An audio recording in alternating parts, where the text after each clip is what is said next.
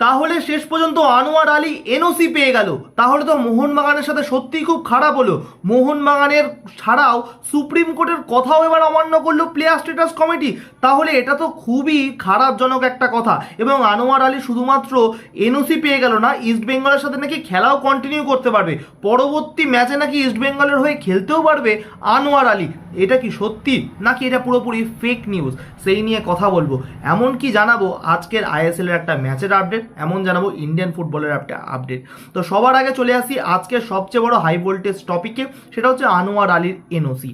কদিন আগে থেকে আমরা সবাই সরগরম ছিলাম, যারা আমরা ফুটবল মহলে চোখ রাখতে ভালোবাসি তারা কিন্তু সবাই দেখছি যে আনোয়ার আলীর খবরটা। আনোয়ার আলীকে একটা বড় শাস্তির মুখে পড়তে হয়েছে, এবং তাছাড়াও সেই শাস্তির জন্য লাভের টাকা গুনতে হবে মোহনবাগানকে। মোহনবাগান অনেক টাকায় লাভ পাবে আনোয়ার আলীর জন্য, যেহেতু আনোয়ার আলী শর্ট করে লোন ডিল থাকা সত্ত্বেও বেরিয়ে এসেছিল মোহনবাগান থেকে। এছাড়াও ইস্টবেঙ্গল এবং দিল্লির জন্য খুব সমস্যা, কারণ তারা ট্রান্সফার ব্যান খেয়েছিল। এই জন্য অনেক কথা কিন্তু বিভিন্ন মহলে উঠেছিল, এবং এই কথাতে সুপ্রিম কোর্ট পর্যন্ত সায় দিয়েছিল ইস্টবেঙ্গল এবং দিল্লি এবং আনোয়ার আলীর বিরুদ্ধে। এই নিয়ে কিন্তু অনেক সরগরম ছিল পুরো গোটা ফুটবল মহল। কিন্তু আজকে প্লেয়ার স্ট্যাটাস কমিটিতে যেই কথাটা উঠে আসলো সেটা কিন্তু সবাইকে সফট করে দিল। প্লেয়ার স্ট্যাটাস কমিটি বলছে যে কোনো প্লেয়ার যদি কোনো ক্লাবের সাথে অনেক বছরের ডিলে থাকে বা 5 বছরের ডিল থাকে, তাহলে কিন্তু প্রতি বছরে এই ডিলের রিনিউয়াল করাতে হয়। রিনিউয়াল যদি না করাও তাহলে কিন্তু সেই প্লেয়ারটা তোমার নয়। আর এই রিনিউয়ালের পেপারে কিন্তু মোহনবাগান দেখাতে পারেনি প্লেয়ার স্ট্যাটাস কমিটিকে। তার জন্যই কিন্তু ইস্ট বেঙ্গলেরই হয়ে গেল বলা যেতে পারে আনোয়ার আলী। তার জন্য কিন্তু প্লেয়ার স্ট্যাটাস কমিটি ঠিক করে যে ইস্ট বেঙ্গলেরই বর্তমানে আনোয়ার আলী এবং ইস্ট বেঙ্গলের কন্টিনিউ করতে পারবে খেলা, যেহেতু মোহনবাগানের সাথে রিনিউয়ালের যে ডিলটা ছিল সেটা কিন্তু কন্টিনিউ করেনি আনোয়ার আলী, এবং মোহনবাগান কর্তারাও তাকে কিন্তু দিয়ে কন্টিনিউ করাতে পারেনি। এইবার দেখার বিষয় যে এই বিষয় নিয়ে পরবর্তী রায় বা পরবর্তী সুপ্রিম কোর্টে কি আলোচনা হয় বা কি ঠিক হয়। এখন পর্যন্ত এটা কিন্তু সুপ্রিম কোর্ট বা বড় কোনো কোর্টের কিন্তু রায় নয়, এটা কিন্তু প্লেয়ার স্ট্যাটাস কমিটির ঠিক করা একটা রায়। তো এইটুখানি বলতে পারি, এইখানে যা ঠিক হলো সেটা হচ্ছে যে আনোয়ার আলী কিন্তু ইস্টবেঙ্গলের সাথে খেলা কন্টিনিউ করতে পারবে। পরবর্তী ইস্টবেঙ্গলের যে আইএসএলের ম্যাচ সেখানে কিন্তু আনোয়ার আলী খেলতে পারবে।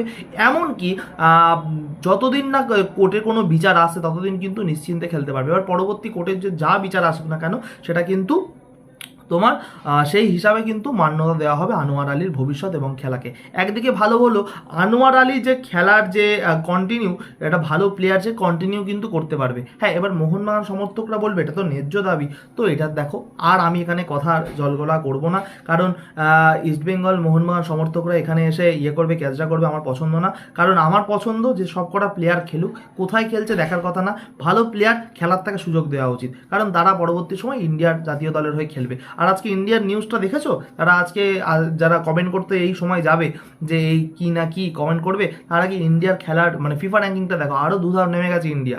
হ্যাঁ, 126 হয়ে গেছে আমাদের ফিফা র্যাঙ্কিং। কোথায় ছিল 98, কয়েক বছর আগে 98 ছিল ভাই, আজকে 126। তো প্লেয়ারদের সাপোর্ট করো, ক্লাবকেও সাপোর্ট করো, ক্লাবকে আমিও ভালোবাসি, আমার একটা নির্দিষ্ট ভালোবাসার ক্লাব আছে, কিন্তু তাছাড়াও ইস্টবেঙ্গল মোহনবাগান এখন মহামারানো, সবাই প্লেয়ারদেরও সাপোর্ট করো। আজকে দেখো, আজকে আইএসএল এর খেলা হলো, আজকে বেঙ্গালুরু এফসি কত ভালো দল, কিন্তু তার অপোনেন্টে কারা খেললো, পুরো আমাদের মনে হচ্ছে আই লিগের সেই আমরা ইন্ডিয়ান অ্যারোজের খেলা দেখছি, ইন্ডিয়ান অ্যারোজ ভার্সেস বাইরের কোনো টিম। ইন্ডিয়ান অ্যারোজ যেমন বিদেশি প্লেয়ার কম থাকতো বা থাকতো না, শুধু ইন্ডিয়ান প্লেয়ারদের নিয়ে খেলা হতো, তেমনই পুরো ইন্ডিয়ান স্কোয়াড আজকে কিন্তু হায়দ্রাবাদের ছিল।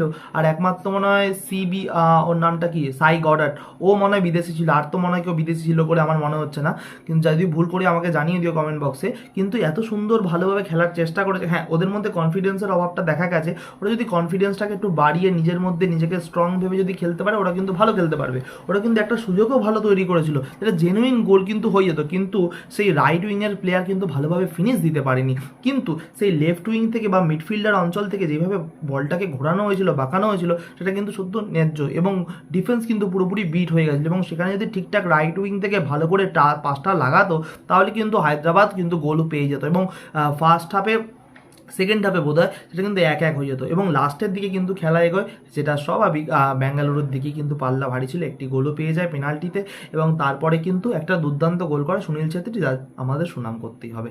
যাই হোক, আজকের খেলা খুব ভালো হয়েছে, আগামী দিনও নিউজ খুব ভালো। মোহনবাগান সমর্থকরা তোমরা কি দাবি করছো এই এনওসির ব্যাপার নিয়ে তোমরাও কমেন্টে জানিও। ইস্টবেঙ্গল সমর্থকরা তোমরা হয়তো আশা করি খুশি হয়েছো এই ব্যাপারটা নিয়ে। যাই হোক, মহামাটানোর খেলা রয়েছে কয়েকদিন পরেই, মানে কালকে বা পরশু। তোমরা খেলার দিকেও লক্ষ্য রেখো, সেই নিয়েও নিউজ আসবে। আজকের মতন ভিডিও এতটুকুই, ভালো থাকো, সুখে থাকো, খেলতে থাকো ফুটবল, সাথে সব খেলাও। টাটা।